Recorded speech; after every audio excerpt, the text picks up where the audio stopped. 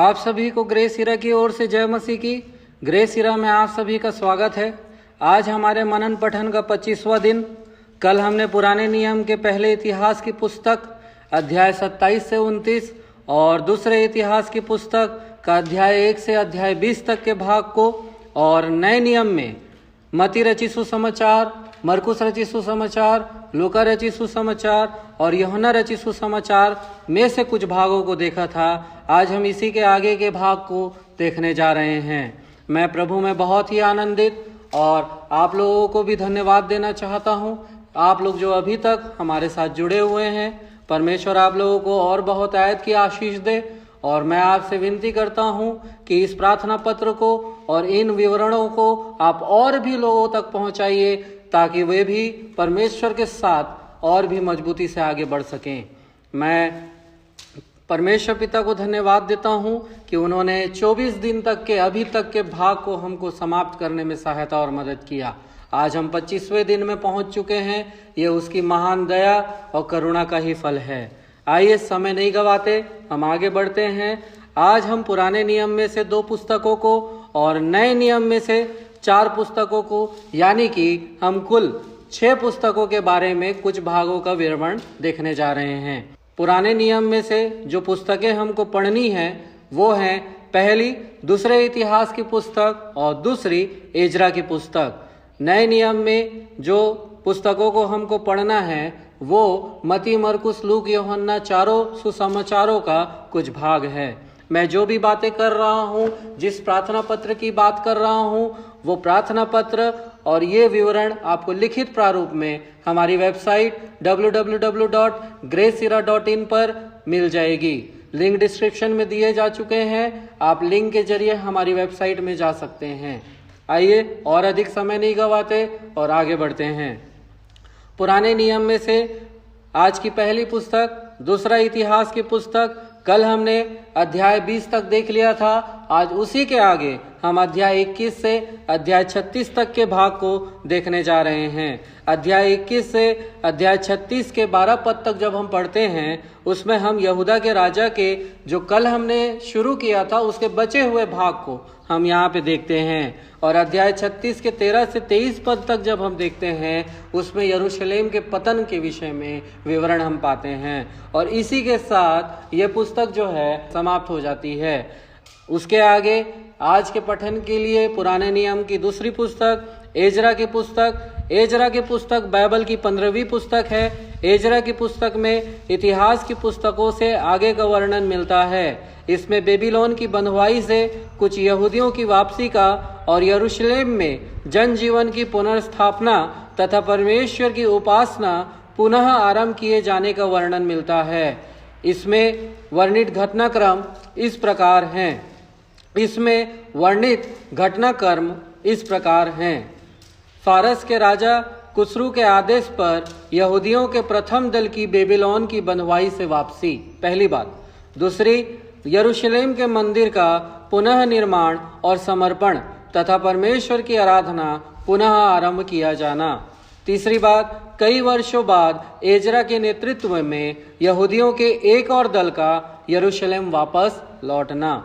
Ezra जो परमेश्वर की व्यवस्था का अच्छा ज्ञाता था, उसने लोगों के धार्मिक और सामाजिक जीवन को पुनः संगठित करने में उनकी सहायता की ताकि इजराइल की आध्यात्मिक संपदा को बचाकर रखा जा सके। एजरा की पुस्तक में जब अध्याय 1 और अध्याय 2 को पढ़ते हैं, उसमें बंधुआई से प्रथम दल की वापसी के बारे में हम देखते हैं। एजरा की पुस्तक जब अध्याय 3 से अध्याय 4 में पढ़ते हैं, उसमें हम मंदिर का पुनर्निर्माण और समर्पण का कुछ भाग को हम देखते हैं। इसी के साथ हमने आज के पुराने नियम के भाग को देख लिया है। आइए हम नए नियम के भाग में आगे बढ़ते हैं। नए नियम के भाग में आज हमको 4 सुसमाचार के कुछ भागों को देखना है। हम 3 सुसमाचार का वर्णन देख चुके हैं। एक अंतिम यूहन्ना रचित सुसमाचार का विवरण देखना बाकी है। आइए हम उसी के साथ आज का नए नियम का भाग को शुरू करते हैं।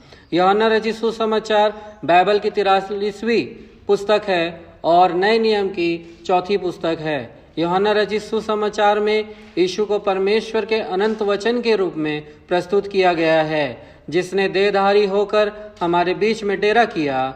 इस पुस्तक में यह स्पष्ट कथन है कि यह सुसमाचार इसलिए लिखा गया कि उसके पाठक विश्वास करें कि यीशु ही प्रतिज्ञात उद्धारकर्ता अर्थात परमेश्वर का पुत्र है और वे यीशु में विश्वास के द्वारा जीवन प्राप्त कर सकते हैं। भूमिका में यीशु को परमेश्वर के अनंत वचन के रूप में दर्शाया गया है। उसके पश्चात सुसमाचार के पहले भाग में 7 आश्चर्य कर्मों या चिन्हों का वर्णन है। उनसे यह प्रकट होता है कि यीशु प्रतिज्ञात उद्धारकर्ता अर्थात परमेश्वर का पुत्र है। दूसरा भाग उपदेश है। उसमें यह समझाया गया है कि इन आश्चर्य कर्मों का अर्थ क्या है। इस भाग में यह भी बताया गया है कि कैसे कुछ लोगों ने यीशु में विश्वास किया और उसके अनुयायी बन गए, जबकि अन्य लोगों ने उसका विरोध किया और विश्वास करने से इनकार कर दिया। 13 अध्याय से 17 अध्याय में यीशु के पकड़वाए जाने वाली रात को यीशु की उसके चेलों के साथ घनिष्ठ सहभागिता और क्रूस पर चढ़ाए जाने से पूर्व संध्या को चेलों को तैयार करने और उन्हें उत्साहित करने वाले यीशु के वचनों का विस्तार पूर्वक वर्णन हम पाते हैं। यूहन्ना मसीह के द्वारा अनंत जीवन के दान पर बल देता है। यह एक ऐसा दान है जो अभी आरंभ होता है और उनको प्राप्त होता है जो यीशु को मार्ग, सत्य और जीवन के रूप में ग्रहण करते हैं। आत्मिक बातों को दर्शाने के लिए दैनिक जीवन की साधारण वस्तुओं का प्रतीकों के रूप में प्रयोग यूहन्ना की एक प्रमुख विशेषता है, जैसे जल, रोटी, ज्योति, चरवाहा, उसकी भेड़ें तथा दाखलता और उसके फल।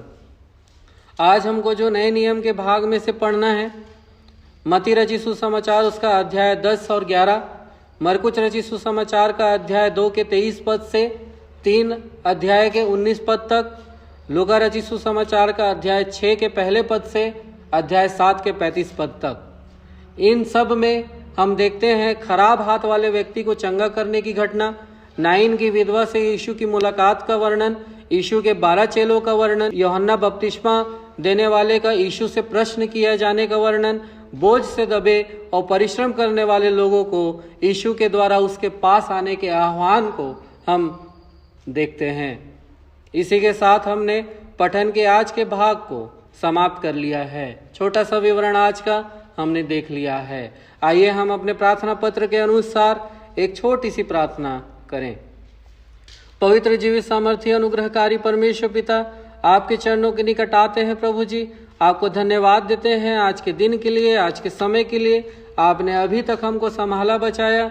हम आपसे प्रार्थना करते हैं प्रभु, प्रार्थना करते हैं परमेश्वर, कलीसिया इस साल बहुतायत से प्रचार कर सके। प्रभु, हम प्रार्थना करते हैं परमेश्वर, जो पिछले दिनों में कोरोना के चलते जो धार्मिक भवन बंद हो गए थे, हम प्रार्थना करते हैं आराधनालयों के जगह जो बंद हो गए थे, हम प्रार्थना करते हैं परमेश्वर वे फिर से आपके लोगों से भर जाएं और आपकी महिमा और आपके प्रचार के कार्य में आगे बढ़ते जाएं। प्रार्थना करते हैं परमेश्वर, हम अपने व्यक्तिगत जीवन में आपके साथ अपना संबंध, आपके सम्मुख बैठते हुए, आपके वचन को पढ़ते हुए, आपसे प्रार्थना करते हुए और आपकी आत्मा की अगुवाई और सामर्थ्य में बदलने पाएं, बदलते जाने पाएं। हमारा जीवन एक बदलाव का जीवन हो जाए। प्रभु धन्यवाद परमेश्वर, आप हमारी प्रार्थना सुनते हैं।